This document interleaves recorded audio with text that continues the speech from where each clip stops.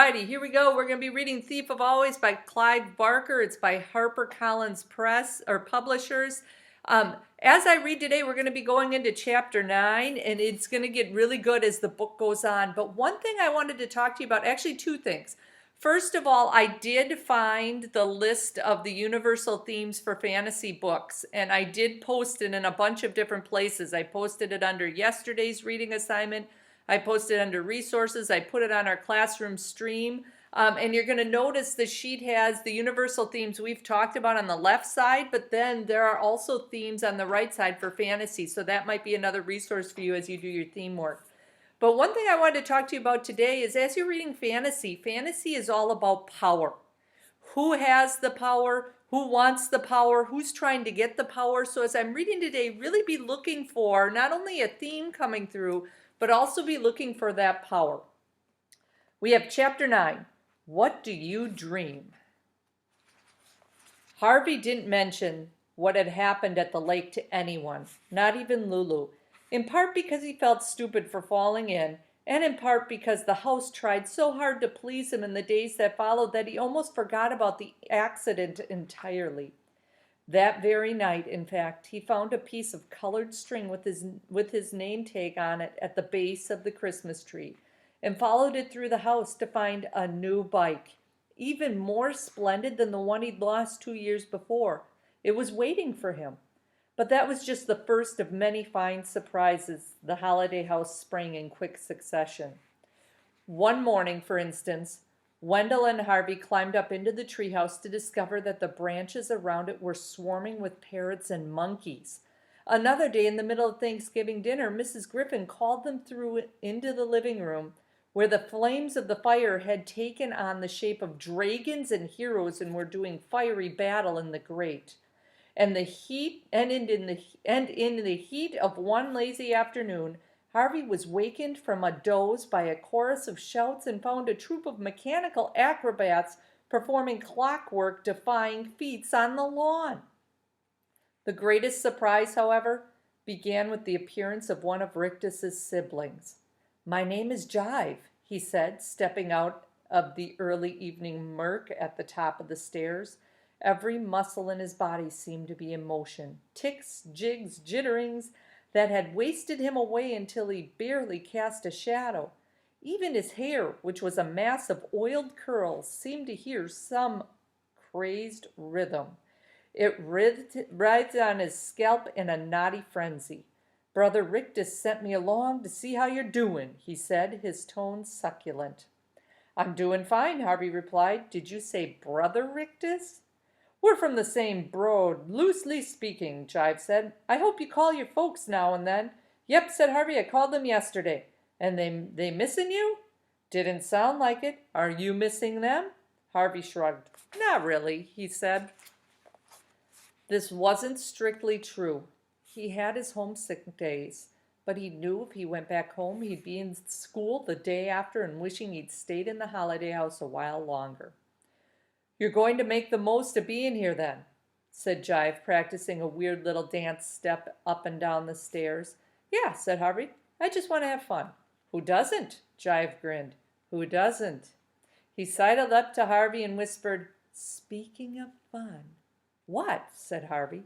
"You never did get Wendell back for that trick of his." "No, I didn't," said Harvey. "Why not?" "I could never think of a way."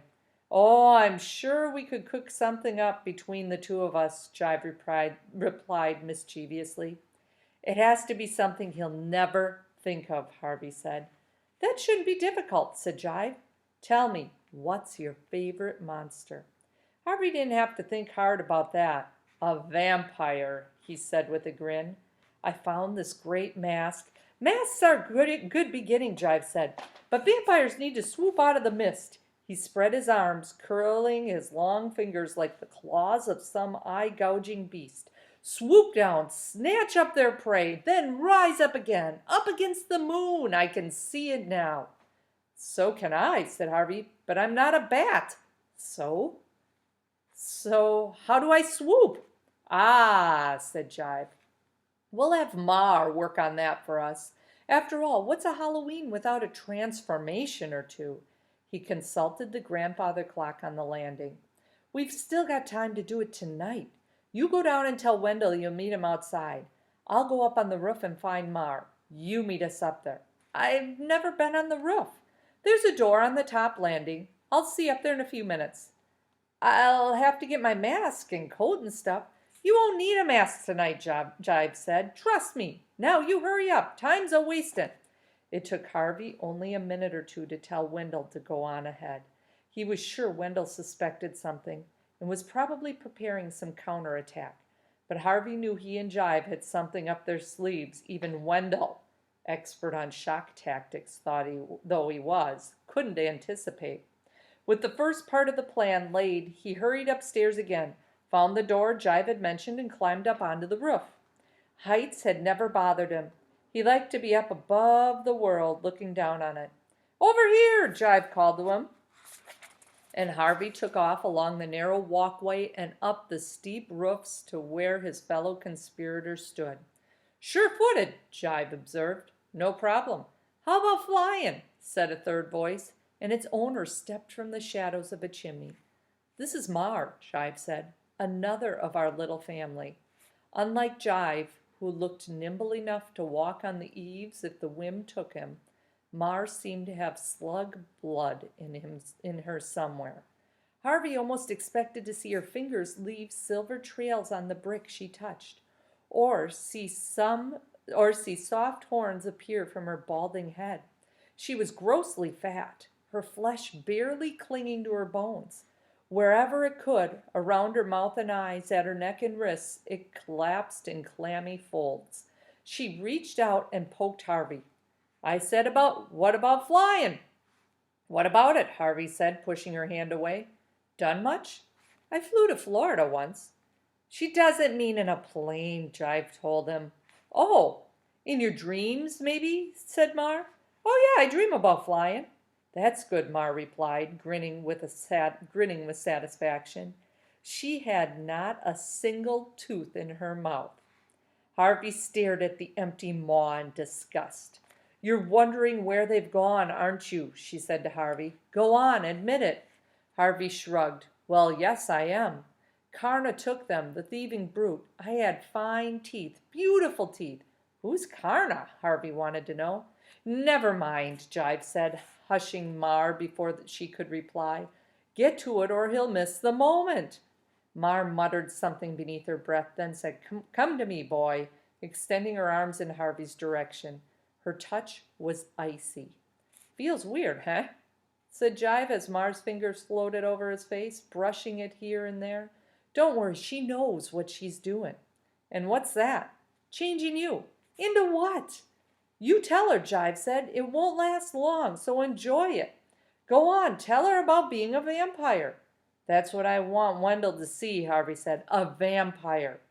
Mar said softly, her fingers pressing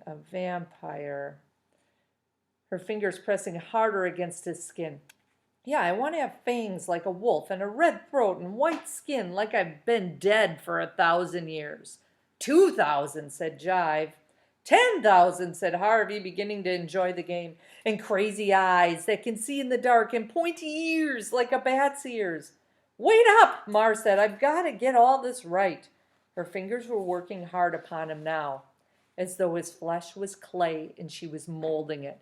His face was tingling and he wanted to reach up and touch it, but he was afraid of spoiling her handiwork. And there's got to be fur, Jive observed, sleek black fur on his neck. Mar's hands dabbed at his throat and he felt fur sprouting where she'd touched him. And the wings, Harvey said.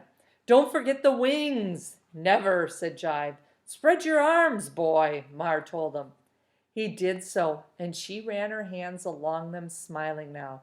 It's good, she said. It's good.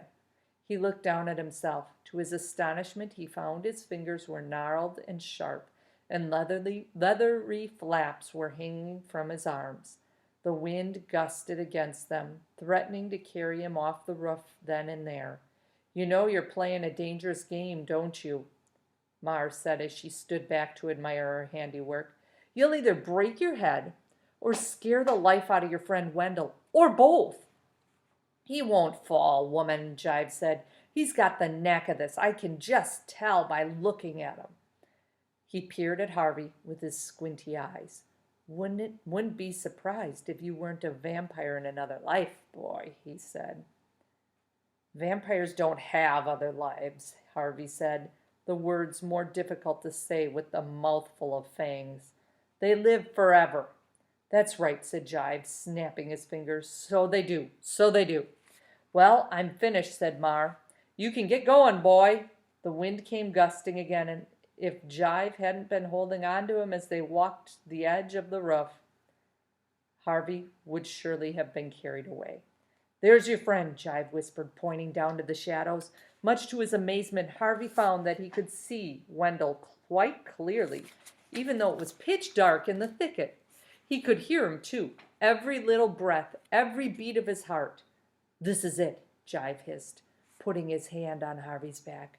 What do I do? Harvey said. Do I flap or what? Jump, Jive said. The wind will take care of the rest, either the wind or gravity. And with that, he shoved Harvey off the edge of the roof and into the empty air. And that's where we'll leave off. We'll start with chapter 10 tomorrow.